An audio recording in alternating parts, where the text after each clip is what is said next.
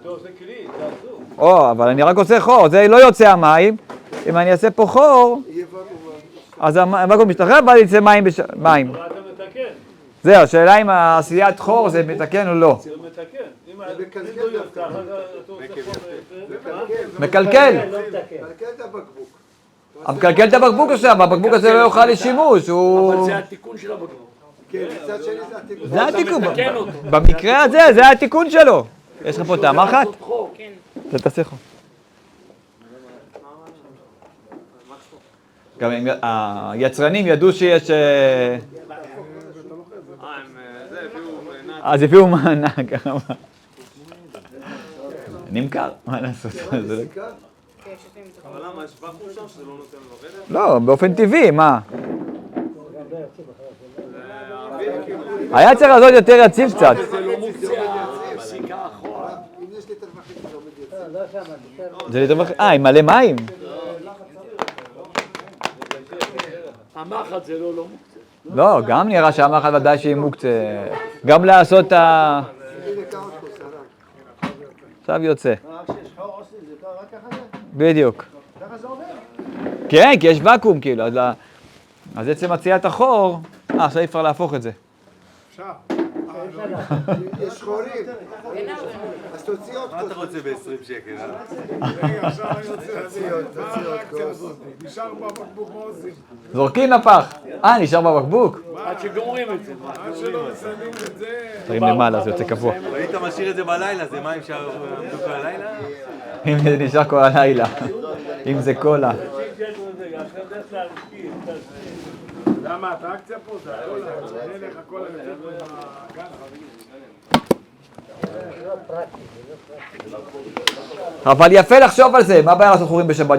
כל אדם יגיד, מה הבעיה? אני רק עושה חורים, מה הבעיה? אחרי 30 אגורות זה עובד. זה יוצא פה שהקלקול הוא בעצם התיקון. הקלקול, החורים בתוך הבקבוק, זה יוצא פה... אז אסור. אסור לעשות חורים בשבת. למה? כי עצם עשיית חורים בשבת, אתה מתקן אותו. אתה מתקן את הכלי. וזה אני חושב, זה כמו שדיברנו, שאדם לוקח שקית זילוף, ושם בפנים קצבת ביום שישי, ממלא קושר אותה, שם את זה במקרר. בשבת הוא רוצה לעשות חור, ולזלף לו על האוכל.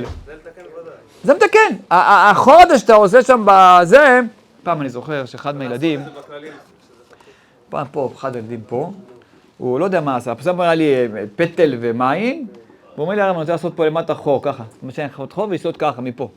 בשבת? שבת. האם מותר לו לעשות פה חור? ולשתות מכאן. ניתן לשימוש גם בלי זה. נו, ופה בבקבוק? הוא לא יודע, יש לו איזה הנאה לעשות ככה. יש לו הנאה למצוץ פה את הזה. הוא לא מתקן את הכל. ופה מה, את הבקבוק לא תיקנת, הבקבוק יכול לא, להיות... אבל הכל, הוא לא מתקן, הוא יכול לעשות פה, לא?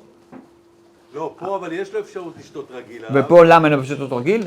לא, בצורה של המחיר. תיקח, גם בצורה לשתות מפה לא. כי איך אתה מסתכל על הצורה הספציפית? הוא יכול לשתות את הכוס ככה. נו, את הכוס ככה. ולכן מותר הוא מפה. בוחר לקלקל פה בצד ולשתות את זה פה כאילו... בסדר, אז אני אומר ככה.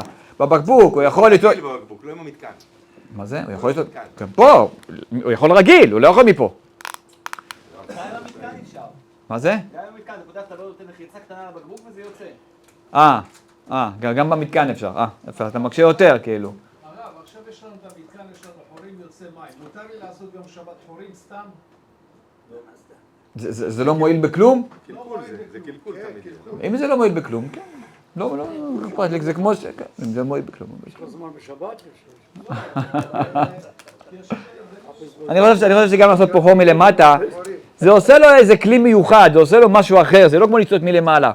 שותה מלמטה זה יוצא לו כמו...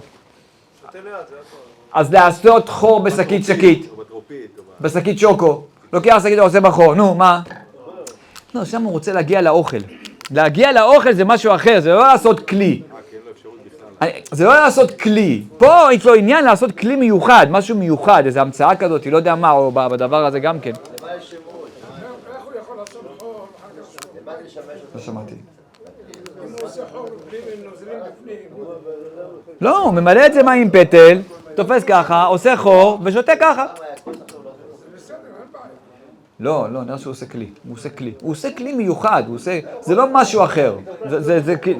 יש לו עניין בשתייה בצורה הזאת. יש לו עניין בזה ככה. להרכיב? להרכיב את זה. את הברז להבריק ואת הרגליים להניח. כן, מה זה? זה עראי וממש... כן, נראה ממש עראי, וגם... אי אפשר לשמש באותו בקבוק, באותו זה, ודאי שכן, ודאי שכן. חור אסור לעשות, ודאי, זה ממש מתקן כלי, זה ממש מתקן כלי. למרות שהכלי הזה מתוקן גם בתמיד, תמיד הוא בסדר, אבל פה עכשיו, בשימוש במתקן הזה זה... מה תיקנתי? אחר כך הבוק הזה אני צריך לזרוק אותו לפח. מה תיקנתי בכלי? ספציפית פה, אתה לא יכול להשתמש בזה בלי, מה? מה אני יכול להשתמש עם הבקבוק הזה עוד פעם? זהו, נו, ומזלף שקית זילוף חד פעמית. נו, מה נגיד עכשיו? שקית זילוף חד פעמית. לוקח אותו, מעלה אותו קצפת, עושה בו חור. למה שלא תגיד, הוא רוצה גם להגיע לאוכל, אבל מה הדיוק, מה ההבדל? לא. אין לו איך להגיע לא. בשקית זילוף זה לא עניין להגיע לאוכל. אלא שיצא יפה האוכל. שיצא יפה, יש לו עניין בכלי, הוא עושה משהו בכלי, בשוקו זה נטו להגיע לאוכל, בחלב, נטו... אין לו עניין עכשיו שיצא משהו יפה. אם בשקית היה בייצור שם, יש לה חור קטן. אבל החור הזה מקולקל בשבילו, מה נעשה? מה, לא, אני גדלתי את החור. לא, אין.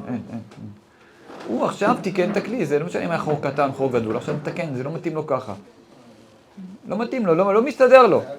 אמרתי לי מישהו, תעשה חור ביום שישי, הוא אומר, לא, אם אני אעשה חור ביום שישי, ישפר לי במקרר הכל, ולא יודע. לא ישפר? לא יודע. שים בכוס, תמיד את זה. לא יודע.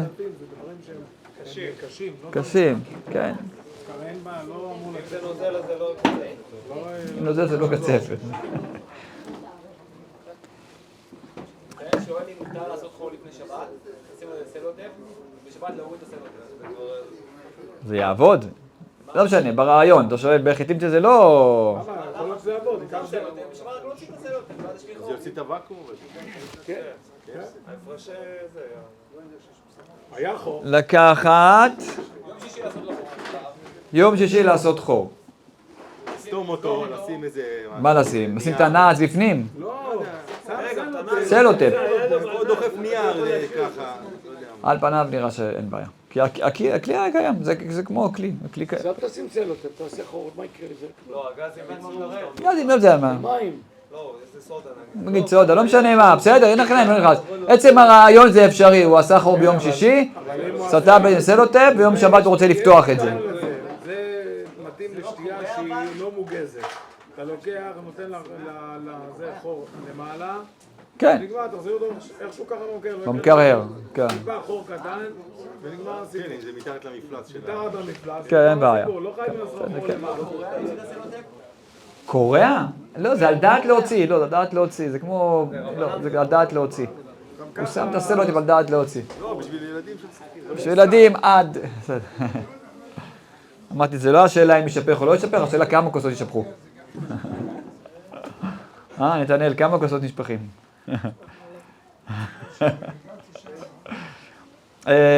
נזכרתי בשאלה שלא שאלתי אתכם. חנוכה.